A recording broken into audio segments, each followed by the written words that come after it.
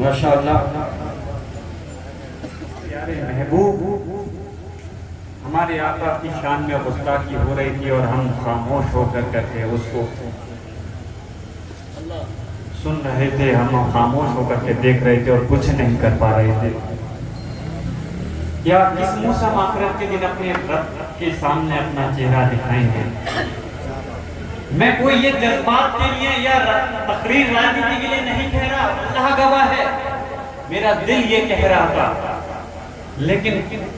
میرے دل میں بھی بہت سارے جذبات اکھڑ کر کے آئے،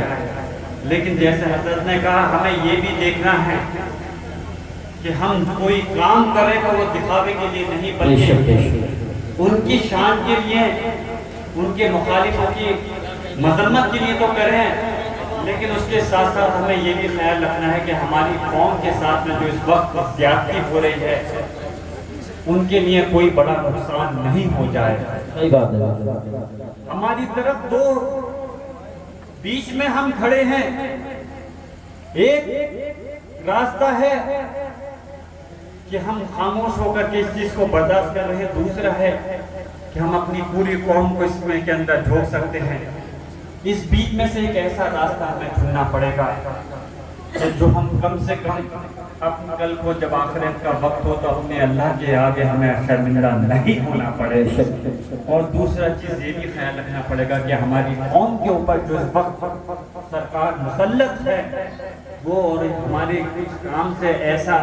کوئی ذریعہ نہیں بن جائے جس سے کہ وہ اور زیادہ آفت اور پریشانی میں آ جائے۔ تو انشاءاللہ میری ضرور اس چیز پہ نظر ہے اور میں غور کر رہا ہوں کہ کیا بہتر ہم اس کے اندر کر سکتے ہیں انشاءاللہ۔ آپ ادھر بتاؤ، سب تائید کرو، ہم سب آپ کے ساتھ۔ بے شک میں آپ سے اس چیز کے لیے درخواست کروں گا، شاید کوئی اگر مسئلہ راجنیتک آئے گا تو میں آپ سے گڑ گڑا کر کے نہیں کہوں گا، لیکن جب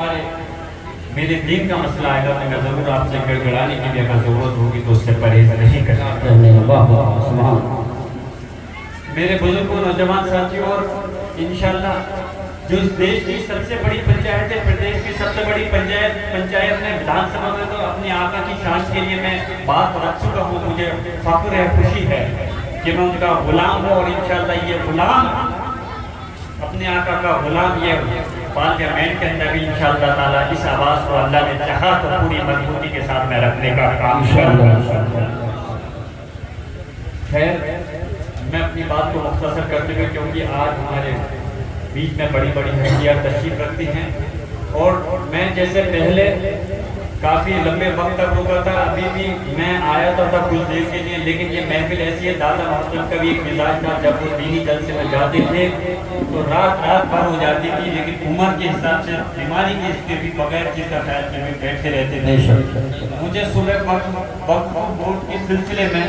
دہلی کے اندر INCR کے دوارا ایک میٹنگ بلائی گئی ہے، اور انہوں نے بہت زیادہ کہا ہے، اس لیے مجبوراً مجھے صبح ہی فجر میں نکلنا ہے وہاں پر، نہیں تو میری خود خواہش تھی آپ کے درمیان میں آخری میں بنیاد کا پتھر ہوں، میری قیمت سمجھو۔ اللہ اللہ، کیا بات، میں بنیاد کا پتھر ہوں،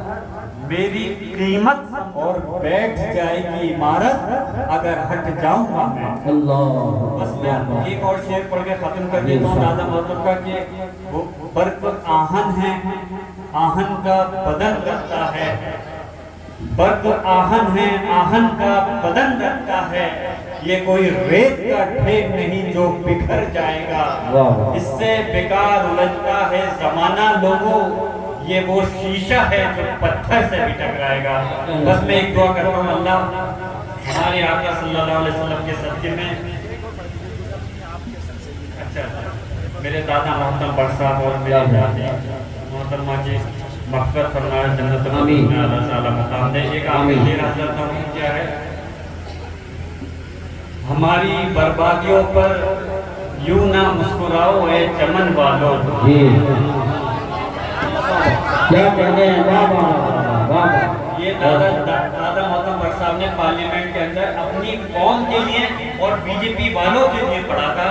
کہ ہماری بربادیوں پر یوں نہ مسکراؤ اے چمن والوں، ایک دن تمہارے سر سے بھی گزرنی قیامت ہے۔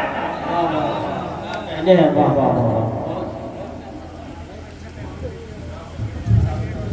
ماشاءاللہ